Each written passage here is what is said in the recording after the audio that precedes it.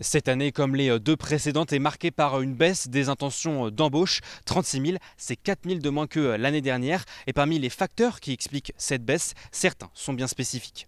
On sait que pour les recrutements saisonniers, la météo sur le département va jouer beaucoup. Là, on a un très beau temps et on se dit que c'est très bon pour l'emploi saisonnier. Donc c'est un contexte géopolitique qui est sans doute incertain pour les entreprises et qui ne les invite pas à se projeter à long terme. Malgré cette baisse, le département de la Vendée conserve sa dynamique de recrutement, l'une des plus hautes de la région, avec une tendance très importante dans certains domaines.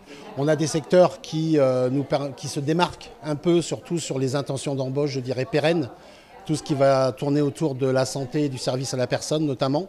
Et puis on a aussi, qui est aussi typiquement dû au territoire de la Vendée, des intentions d'embauche saisonnières. On est à peu près aujourd'hui à plus de 56% d'emplois pérennes.